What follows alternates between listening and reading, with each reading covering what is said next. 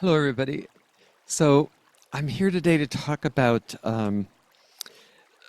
another thing that I like. Oops, sorry about that. Moving my Tingsha bell. I'm here today talking about the insignificant dragons, taming the abandoned, invisible, or insignificant dragons in our life.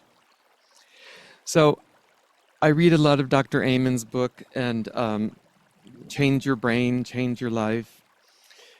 And he comes from one of these very large families, actually, like many of us do. And he says, "Don't you love the underdog movies? A clue, these are your dragons." Being a middle child,